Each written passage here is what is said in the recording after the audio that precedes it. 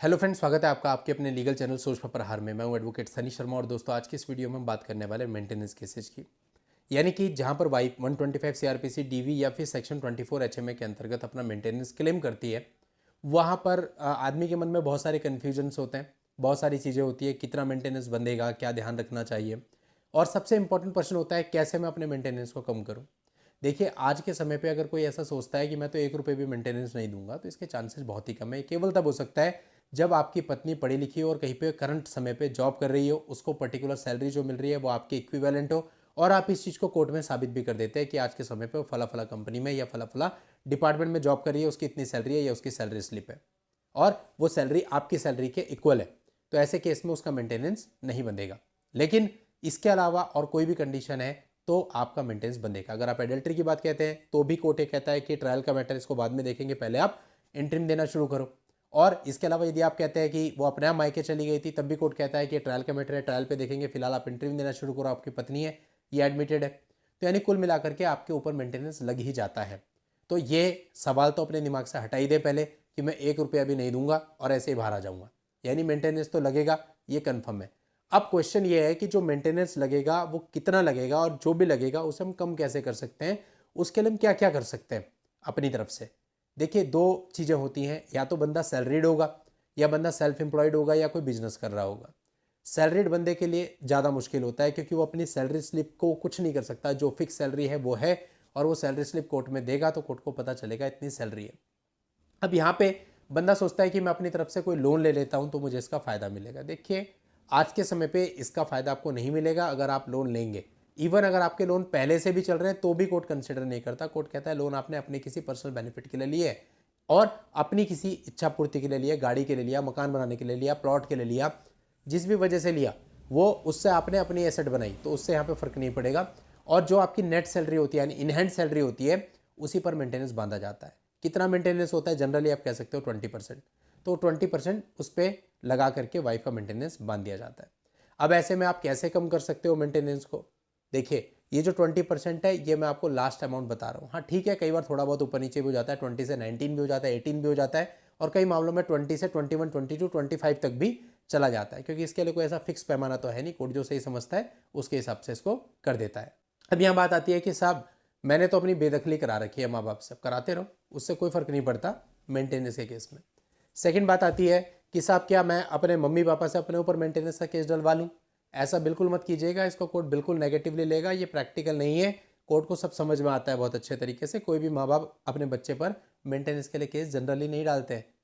हजारों में शायद कोई एक मामला होगा, और जहाँ मैट्रिमोनियल विवाद चल रहे हैं वहाँ पे ऐसा हो रहा है तो कोर्ट ऐसा नहीं है कि समझेगी नहीं, इस बात को बहुत आसानी से समझेगी और ये बहुत नेगेटिव होगा आपके लिए।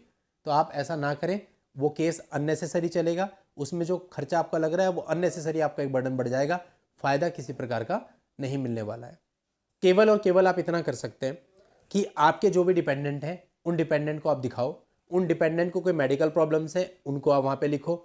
आप जो हैं, अगर आपके साथ खुद के कोई मेडिकल प्रॉब्लम्स है तो उसको अपने एफिडेविट में मेंशन करो, अपने सारे डॉक्यूमेंट एफिडेविट के साथ एनेक्चर करो। और जैसे मैंने पहले भी बताया है, एफिडेविट का फॉर्मेट निकाल करके उस पर टिक मार्क करके देने से अच्छा है कि एफिडेविट को प्रॉपर आपके केस के अकॉर्डिंग ड्राफ्ट किया जाए क्वालिटी के साथ, ताकि उसका फ़ायदा आपको मिले। तो ये सारी चीज़ें हैं जिससे थोड़ा बहुत प्रभाव पड़ सकता है। फिर भी एक जो मिनिमम मेंटेनेंस होता है, जैसे मैंने कहा 20%, 19%, इतना तो मिनिमम आपका बंद ही जाता है। अब बात आती है जहाँ पर व्यक्ति सेल्फ एम्प्लॉयड है या फिर कहीं किसी बिजनेस में इन्वॉल्व है, उसकी जो इनकम निर्धारित होती है वो उसके आईटीआर से होती है। अब जो उसके आईटीआर है वही वो प्रेजेंट कर सकता है कि साहब मेरी इतनी इनकम है। और बहुत से मामलों में तो ऐसा होता है कि लोग अर्निंग कर रहे हैं लेकिन वो आईटीआर भरते ही नहीं, तो फिर ऐसे मामलों में उनकी इनकम को तो किसी तरह से साबित ही नहीं किया जा सकता। फॉर एग्जाम्पल, यदि वो 50,000 भी कमा रहा है, वो कोर्ट में कहता है मैं 10,000 रुपये कमा रहा हूँ, तो कुछ रिकॉर्ड पे है ही नहीं। तो ऐसे लोगों के लिए सैलरीड पर्सन की अपेक्षा थोड़ा सा आसान हो जाता है मेंटेनेंस को बचाना, क्योंकि ये लोग अपनी आईटीआर में भी अप डाउन कर सकते हैं अकॉर्डिंगली। और कई बार जब आईटीआर भरी ही नहीं जा रही है तो कोई रिकॉर्ड उनकी इनकम का होता ही नहीं है, ना तो उनके खुद के पास होता है, ना सामने वाली पार्टी साबित कर पाती है। तो ऐसे में फ़ायदा उन लोग को मिल जाता है, जो मेंटेनेंस होता है वो बहुत ही रीजनेबल बनता है। क्योंकि देखिए, एक तो होता है जहाँ पे एक्चुअल मेंटेनेंस का केस चल रहा है, मतलब आपका डिस्प्यूट हुआ, आपने वाइफ को निकाल दिया, आपको मेंटेनेंस देना पड़ेगा। एक होता है जब पत्नी 10 दिन रह करके आपसे मेंटेनेंस मांग रही है, तो ऐसे मामले में तो हस्बैंड और उसके घर वालों के मन में यही होता है कि क्यों दे, और उनको बचाना होता है। तो ऐसे में अगर आप बिजनेस पर्सन है तो आपको बेनिफिट मिल सकता है इन चीज़ों का, आप अपने मेंटेनेंस केस में काफ़ी हद तक अपने मेंटेनेंस को बचा सकते हैं। अब कुछ लोगों का प्रश्न होता है कि सर मेंटेनेंस बनने में टाइम कितना लगता है। वैसे तो इसके लिए भी कुछ निर्धारित नहीं है, हर एक कोर्ट की प्रणाली पे डिपेंड करता है, वहाँ कितने केसेस चल रहे हैं उस पर डिपेंड करता है, डेट्स कितनी लंबी लगती है उस पर डिपेंड करता है। बट मोटा मोटा आप कह लीजिए कि जब केस फाइल होता है वहाँ से लेकर के कम से कम 6 से 7 महीने मिनिमम लग जाते हैं इंट्री मेंटेनेंस बंधने में, और उसके बाद फिर चीज़ें आगे बढ़ती हैं। अब बात आती है कि सर जब इंट्री मेंटेनेंस बंधेगा तो क्या मुझे उसी समय पे देना पड़ेगा?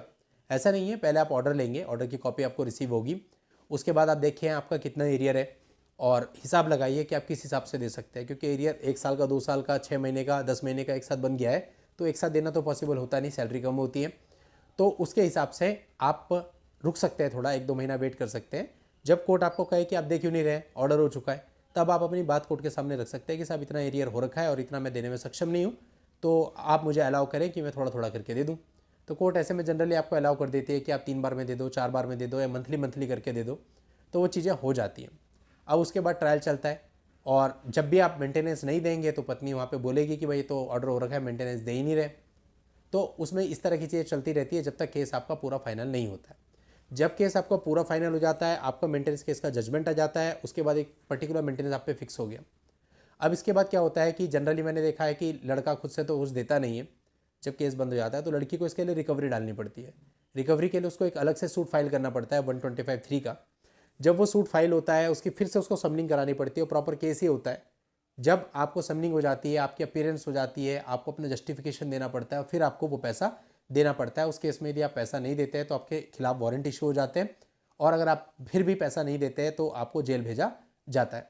तो ऐसे में फिर आपको अमाउंट देनी पड़ती है। हाँ, उसमें भी ऐसा ज़रूरी नहीं है कि 125(3) उसने 2 लाख रुपए की रिकवरी के लिए डाला तो 2 के 2 आपको एक साथ ही देने हो सकता है आपके पास ना हो, तो वहाँ पे भी आप कोर्ट को रिक्वेस्ट कर सकते हो, कोर्ट आपकी बात सुन सकती है, पार्ट पेमेंट में ले सकती है। तो ये पूरा प्रोसीजर होता है दोस्तों, जिसमें आपको चलना होता है। लेकिन एक सच्चाई ये भी है कि 125(3) में अगर लड़की जाती है तो पैसा लेते लेते उसको कम से कम साल भर लग जाता है, और कई बार तो साल भर में भी उसको पूरा पैसा नहीं मिल पाता। तो ऐसे में कहीं ना कहीं लड़की भी फ्रस्ट्रेट होती है, और वो भी ये चाहती है कि वन टाइम सेटलमेंट हो जाए।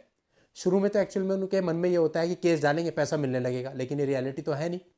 पहले तो इंट्री मेंटेनेंस बनवाने में कितना टाइम लग जाता है, फिर चलो जब तक केस चल रहा है तब तक फिर भी लड़का कोर्ट के दबाव में पैसा देता रहता है, लेकिन जब जजमेंट हो जाता है उसके बाद तो लड़के बिल्कुल ही पैसा देना बंद कर देते हैं, क्योंकि केस हो गया खत्म, अब किस बात का पैसा। फिर लड़की को रिकवरी में जाना होता है। अब रिकवरी में जाएगी तो फिर से एक प्रोसेस फॉलो करनी होती है, उस प्रोसेस में फिर से टाइम लगता है, तो लड़की का भी बहुत टाइम वेस्ट होता है। ऐसे में उनको भी ग्राउंड रियलिटी पता चल जाती है कि कोर्ट से पैसा लेना इतना आसान नहीं है। इससे अच्छा था कि हम वन टाइम सेटलमेंट करते और जो भी रीजनेबल मिल रहा था वो लेते और खुशी खुशी अपने घर पे रहते। और इसका एहसास उनको दिलाना भी बहुत ही ज़रूरी है, तभी वो रीजनेबल पाएंगे, अदरवाइज वो लोग रीजनेबल पर आते भी नहीं है। और एहसास दिलाने के लिए आपको कुछ नहीं करना, वो कोर्ट की प्रक्रिया अपने आप एहसास दिला देती है जजमेंट के बाद। लेकिन जब तक जजमेंट नहीं हुआ, 3 साल भी लग सकते हैं, 4 साल भी लग सकते हैं, 2 साल भी लग सकते हैं, तब तक पूरी हैरेसमेंट आपकी है। तो अब ऐसे में आपको सोचना है कि क्या आपके पास कोई ऑल्टरनेट है, कि मेंटेनेंस केस में तो आप लड़के नहीं जीत सकते, लास्ट में मेंटेनेंस लगेगा ही। ऑल्टरनेट पे मैंने कई सारे वीडियोस बनाए, आप उनको ब्राउज कीजिए, देखिए, आपको बहुत सारे ऑल्टरनेट मिलेंगे। चलिए दोस्तों, आज के इस वीडियो में इतना ही। नेक्स्ट वीडियो में नई जानकारी के साथ मैं आपसे फिर मिलता हूं, तब तक के लिए goodbye and thank you for watching. Take care.